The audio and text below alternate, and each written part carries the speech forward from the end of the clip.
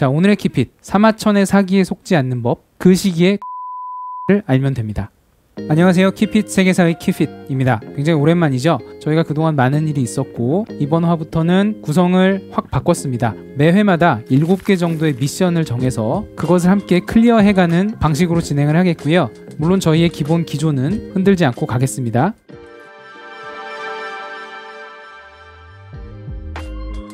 자, 우리가 아는 가장 유명한 역사서는 조선왕조실록이죠. 대한민국의 국보이자 유네스코 세계 기록 유산입니다. 그렇다면 중국 역사는 어떠한 책들을 정식 기록물로 채택을 하고 있을까요?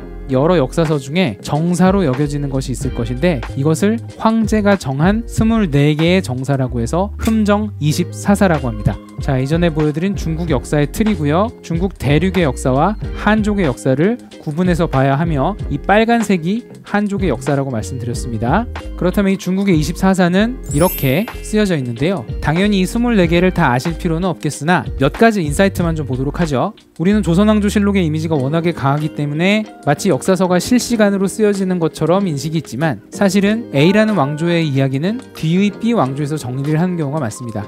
이를테면 명의 역사는 청나라에 쓰여졌죠. 명사. 원의 역사는 명나라에 쓰여진 원사가 됩니다. 이것이 첫 번째 인사이트고요. 두 번째 인사이트, 쭉 보시면 당나라 때에 흠정 24사 중에 무려 8권이 쓰여졌습니다. 그렇다면 당나라 때 굉장히 역사 편찬이 활발했고 그것을 뒷받침할 만큼 사회가 잘 나갔다는 것을 의미하죠. 실제로 당나라 역사 300년 중에 150년이 굉장히 중국이 국제화되는 전성기이기도 하고요. 자, 그리고 세 번째 인사이트는 우리 흔히 한나라 역사하면 이렇게 매핑을 해서 보시면 편합니다. 가상의 기원 0년을 기준으로 마이너스 200년 동안이 전한이고요. 기원 후 200년 동안이 후한입니다. 그래서 이 한나라는 절반으로 끊어서 전한과 후한으로 나뉘게 되는데요. 이 후한 시기의 두 번째 24사가 반고의 한서고요. 전한 시기의 첫 번째 24사가 바로 사마천의 사기입니다. 그런데 잘 보시면 이 기원부터 1900년까지 이 24사 중에 23권이 이 1900년 사이에 쓰여져 있습니다. 그런데 이 사마천의 사기는 24사 중에 첫 책이라는 의미도 있지만 이 커버하는 기간이 무려 3000년입니다. 사기 한 권으로 3000년을 커버하는 것이고 이 책 하나로 중국의 역사 기술 방식뿐 아니라 한족 화하정의 정체성이 규정 혹은 발명이 됐기 때문에 굉장히 중요한 책이죠.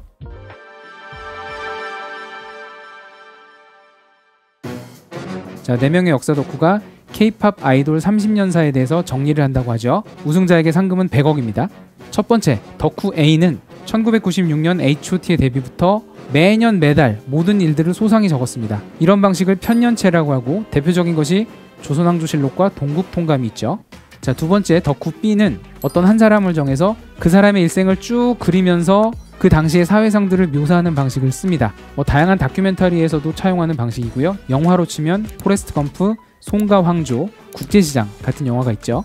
세 번째 덕후, 이 사람이 좀 특이한데요. 입체적인 틀을 발명을 해냈습니다. 우선 레전드급, 월드스타급 12팀을 정해서 12편의 이야기를 만들었습니다. 그리고 이것을 12본기라고 이름 지었습니다. 이를테면 H.O.T 본기, BTS 본기, 블랙핑크 본기, 그리고 두 번째, 가요대상급은 아니지만 굉장히 히트친 그룹이 많잖아요. 이런 팀들을 30팀을 모아서 세가라고 이름을 붙였습니다. 그리고 그 외에도 굉장히 히트친 작곡가라든가 솔로 가수라든가 헌신적인 소속사 대표 혹은 팬덤 문화를 새로 창조한 어떤 팬클럽 회장 등등 K-팝 역사에 널리 공명을 떨친 교훈적인 인물들의 이야기 80편을 뽑아서 이것을 열전이라고 이름 붙였습니다. 여기까지 하면 너무 인물 이야기잖아요. 그래서 연표가 필요하죠. 그래서 뮤직뱅크 30년사, 멜론 차트 30년사 이런 식으로 10개의 연표를 만들어서 이것을 표라고 했습니다. 그리고 마지막으로 이 K-팝을 둘러싼 풍속, 제도, 생활상 등등을 모아서 8개의 서를 만들었습니다. 이렇게 5체계의 총 130편의 이야기를 만들었는데 이게 바로 기전체고 이게 바로 사마천의 사기이고 이 형식을 발명한 것이 바로 사마천인 거죠. 참고로 기전체는 본기의 기와 열전의 전을 합친 것입니다. 여기까지 들으면 왠지 덕후 C가 우승했을 것 같은데 정작 우승은 덕후 D가 가져왔습니다. 덕후 D는 K-팝 역사의 중요 사건 102개를 모아서 노래로 만들었죠. 이호후한 광무제 965 현재 184 광둘둘 0231 밀란. 우리는 이것을 키피체라. 죄송합니다.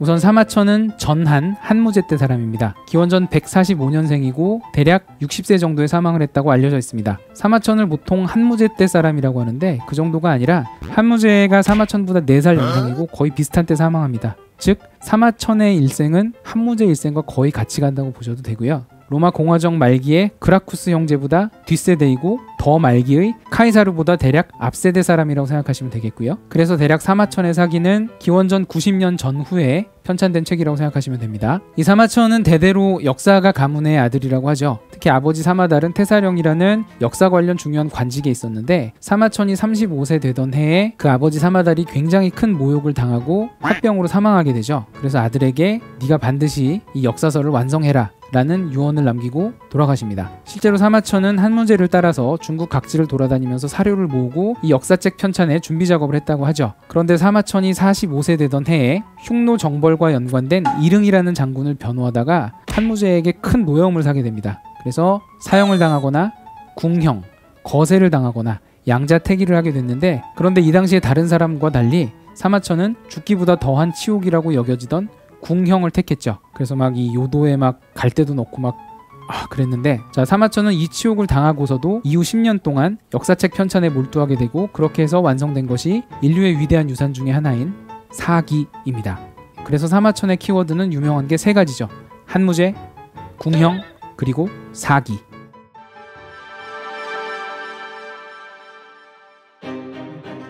자, 우리 여러 유튜브 매체라든가 책에서 보면 사마천의 사기는 특히 열전을 중심으로 굉장히 교훈적이고 재미있는 이야기를 소개하는 컨텐츠가 많습니다. 그리고 사기의 위대한 점의 하나로 굉장히 뛰어나고 힘있는 문장력을 들죠. 그런데 역사적 맥락에서 보면 사마천 사기의 정말 위대한 점은 우선 이 기전체라는 형식을 만들어냈다는 것이죠. 그리고 이 이후에 중국의 24사를 포함한 대부분의 동아시아권의 역사서적은 이런 기전체로 쓰여집니다. 우리 컨텐츠를 조금이라도 만들어 보신 분들은 알 텐데 처음에 형식을 잡고 컨셉을 잡는 게 너무나도 중요하죠. 그런데 이 과학적인 틀을 발명했다는 점에서 우선 사마천의 사기가 대단하고요. 두 번째, 동아시아 역사, 중국 역사에서 최초의 역사서로 일컬어지고 있습니다. 물론 그보다 300~400년 정도 일찍 공자의 춘추라는 역사서가 있는데 사실은 공자의 춘추는 저자의 의견이 굉장히 많이 들어가 있습니다. 그래서 공자의 춘추는 역사대 철학이 3:7 정도 되는 철학서, 교훈서에 가깝고요. 사마천의 사기도 물론 그런 교훈적인 내용이 있습니다만 역사대 철학이 8:2 정도 되죠. 그래서 많은 사람들이 사마천의 사기를 최초의 역사서라고 인정을 하고 있고, 세 번째 대단한 점은 사상이던 유교를 현실 정치에 도입하는 계기를 만들어줍니다. 자, 이 3가지가 인류 전체의 유산으로서 중요한 점이라면 네 번째는 한족, 화하족의 입장에서 중요한 것인데요. 사실은 지금의 한족 그리고 그 원류가 되는 화하족의 정체성을 이 사마천의 사기가 확립 혹은 발명했다고 여겨집니다. 자, 사실 많은 사람들이 동아시아 문화권을 유교 문화권이라고 할 정도로 공자의 존재감을 중요시하지만 사실 한족 입장에서는 그들의 정체성을 만들고 방대한 기록을 남겼다는 점에서 유대인 입장에서의 모세 그리고 크리스트교 입장에서의 예수만큼이나 그 위상이 강력하다고 봐도 과언이 아니죠. 그런데 사마천이 의도했건 의도하지 않았건 결과적으로 사마천의 사기는 3가지 거짓말을 내포하고 있습니다. 첫 번째, 신화의 역사화. 두 번째, 타 문화권의 역사를 한족 역사로 둔갑시키기. 세 번째, 유교 이전의 역사를 유교적 시각으로 윤색하기. 좀 더 자세히 알아보죠.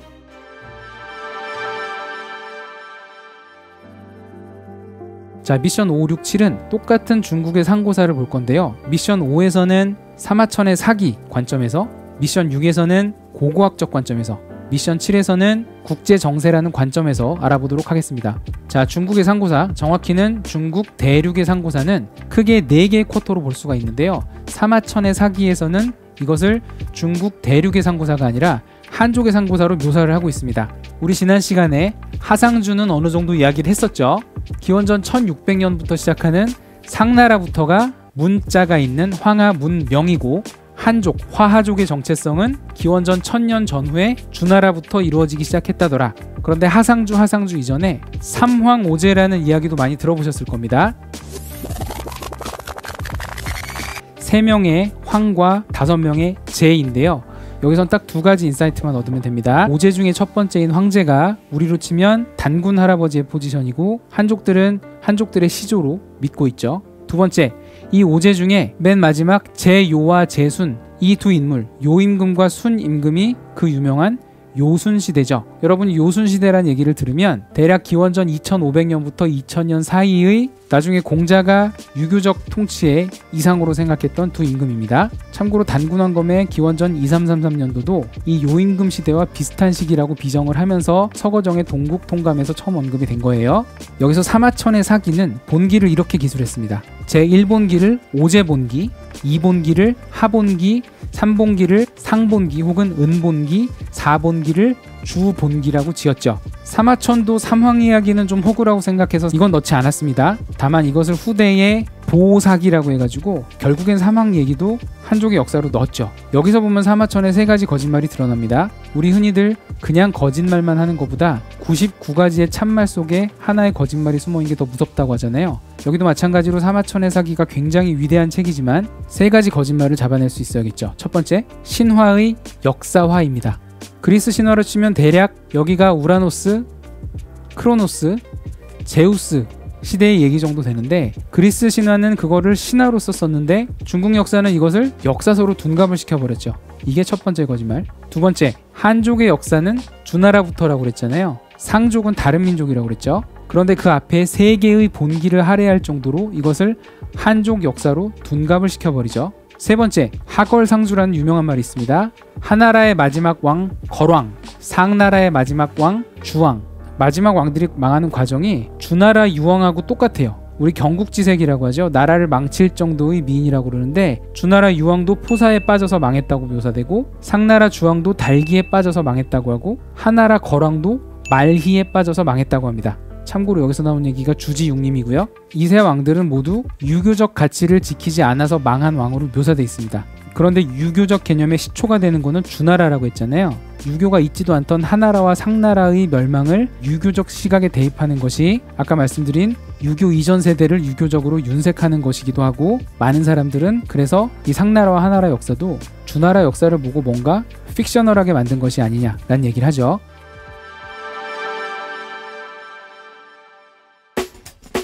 그렇다면 이 사마천의 필터로 본 4쿼터의 중국 상고사를 현대 고고학적인 면에서 다시 해석해 보겠습니다. 자, 지도 보실 적에 여기 큰 마법 원숭이와 작은 마법 원숭이 이제 보이시죠? 자, 중국에는 한족뿐이 아니라 여러 문화권이 있었다고 하는데 자, 이것들을 크게 8섹션으로 나눠서 볼 겁니다. 우선 황하의 상류, 중류, 하류, 그 다음에 양쯔강, 장강의 상류, 중류, 하류, 그리고 우리 한민족과 많이 연관된 이 요서 지역과 마지막으로 오르도스 지역, 이렇게 총 8권역으로 나눠서 뒤에 그림들을 보시고요. 자, 우선 1쿼터 삼황 오제 시기는 고고학적으로 보면 신석기 시대에 해당되고요. 이 신석기 시대에 황하, 양쯔강, 그리고 저 북쪽의 두 영역에서 보면 굉장히 다양한 별개의 문화권이 발전하고 있었습니다. 이 문화권 하나하나가 한 2시간짜리 다큐멘터리 하나 나올 분량들이고요. 그래서 현대 역사학계에서는 삼황오제 이야기가 이런 다양한 문화권들의 여러 이야기들을 차용하고 믹스한 것이라고 여겨지고 있습니다. 대표적으로 삼황 중에 보키씨 이야기는 한족이 아니라 동이족 이야기라고 전해지고 있죠. 2쿼터 하나라는 석기와 청동기, 전환기에 해당됩니다. 여기서도 굉장히 별도의 문화권들이 발전을 하고 있었고요. 지금 현재 중국 지도부는 이 중에서 하남 지역의 얼리터워 문화, 이리두 문화를 하나라라고 주장을 하고 있는데 아직 근거는 나오지 않았고요. 그리고 3쿼터 상나라는 초기 청동기에 해당이 됩니다. 이때도 이렇게 다양한 문화들이 발달을 했죠. 특히 저 양쯔강 상류, 스촨 지역의 산싱두 유적이 굉장히 센세이션했죠. 여기도 하나하나 할 말이 굉장히 많은데 이 중에 하나, 다른 것들은 아직까지는 다 문화인데 드디어 처음으로 문명이라고 말할 수 있는 그리고 국가의 테리토리를 가진 상나라가 처음으로 등장을 합니다. 사마천의 사기에서는 이 상나라의 역사를 한족의 역사라고 생각을 하지만 국제적으로는 상족이 따로 있었다고 생각을 하고요. 이 상나라의 중심지는 동부리그 러양 부근의 은허 지역입니다. 그런데 이 서쪽에서부터 올라오는 희주 집단 혹은 화하족에 의해서 이 상족이 밀려나죠. 이 밀려난 상족들이 전국을 떠돌면서 물건을 사고 파는 그런 일을 많이 하게 되는데 그래서 이 상족의 이름을 따서 상업이라는 단어가 나왔습니다. 혹자는 산홍공상 중에서 상이 가장 아래쪽으로 천대받던 이유가 이 새로운 화하족 집단이 전략적으로 상족을 하층으로 놓았다는 얘기도 있죠.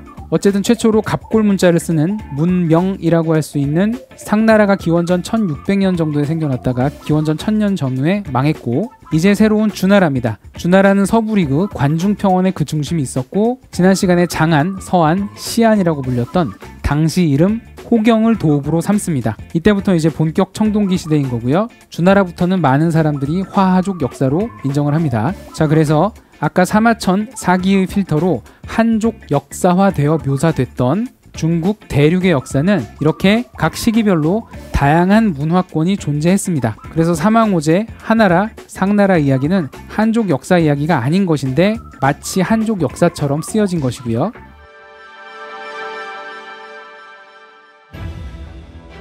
자, 그렇다면 마지막 미션, 사마천의 사기 필터에 속지 않은 가장 강력한 방법, 그 당시의 국제 정세를 확인해 보겠습니다.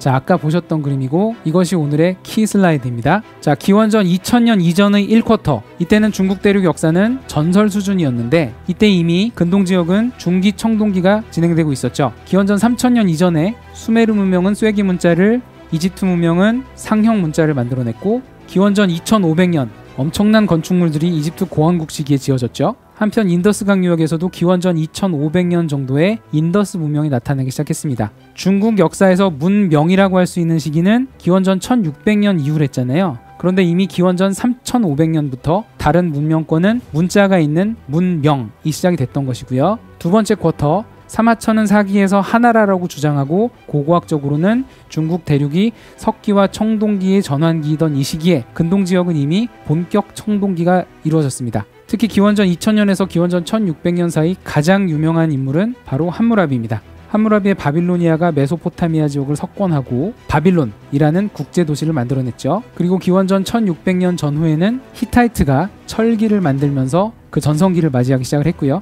자, 세 번째 쿼터, 사마천은 상나라를 논하고 고고학적으로는 초기 청동기이던 이 시기에 근동지역에서는 기원전 1200년 기억하시죠? 후기 청동기가 갑자기 멸망하면서 철기가 퍼집니다. 이때 그 유명한 이집트 신왕국의 람세스 2세, 그리고 미케네 문명도 이때 전성기였죠. 트로이 전쟁도 이때 일어났던 일이고, 마지막 네 번째 쿼터, 주나라에서 본격 청동기일 때 근동지역에서는 이미 본격 철기가 시작되었고, 이 시기의 대표 주자가 바로 그 유명한 아시리아입니다. 그리고 그 뒤를 잇는 것이 신바빌로니아고, 자, 여기서 보실 것은 각 시대별 국제 정세라든가 고고학적인 여러 문화의 발달을 보지 않고 사마천의 사기에만 보면 마치 한족의 역사가 기원전 3000년부터 유구하게 이어진 것으로 착각하거나 혹은 속을 수 있습니다. 잘 보시면 중국의 역사가 근동지역에 비해서 1000년에서 2000년 정도 후발 주자인 것을 알 수 있죠. 그렇다고 해서 중국의 역사가 못 나지는 건가요? 그렇지 않습니다. 황하 문명이 이집트 문명이나 메소포타미아 문명보다 후발 주자라고 해서 그들이 못 나지는 것이 결코 아닌데, 중국의 문제는, 정확히는 중국 지도부의 문제는 중국 대륙 내의 다른 선사시대 문화권까지 자기네 한족 역사로 편입시켜 가면서까지 한족의 역사를 인류의 킹 왕짱으로 만들려는 데 있죠. 그 이유는 어느 정도 중국의 100년 국치 시기에 컴플렉스가 작용하는 것도 있고, 지난 시간에 말씀드렸던 현대 중국 국경선의 원심성을 막아보기 위한 수단인 것을 알고는 있습니다만, 중국이 그렇게 하는 것은 알아서 하는 것인데 우리는 거기에 속지 말자는 면에서 이 슬라이드를 한 번 더 폭넓은 시각으로 봐주셨으면 좋겠습니다. 자, 이렇게 정규 6편까지를 통해서 이 6개 전체 밀레니엄 중에서 앞의 3 밀레니엄에서 다뤄봤습니다. 자, 이제 다음 시간부터는 13개의 정규 영상을 통해서 기원전 첫 번째 밀레니엄에 일어났던 역사를 다뤄보겠고, 다음 시간에는 아시리아와 신바빌로니아에 대해서 말씀 나눠보도록 하겠습니다. 자, 오늘 이렇게 7개 미션에 대해서 말씀을 나눠보셨는데요. 이것도 많다. 하나만 기억하십시오. 사마천의 사기에 속지 않는 법. 첫 번째는 중국 대륙의 역사와 한족의 역사를 구분해서 생각하는 것이고, 두 번째, 중국 상고사의 4개 쿼터별로 각 시대별 국제 정세와 고고학에 대한 시야를 넓히면 사마천의 사기에 빠지지 않을 수 있습니다. 물론 사마천의 사기는 위대합니다. 그 사실은 변하지 않지만 우리는 정신 똑바로 차리고 봐야 되는 거죠. 지금 중국 지도부는 우리 역사도 노리려 하고 있기 때문입니다. 이 영상이 유익하셨다면 구독과 좋아요를 눌러주세요. 감사합니다.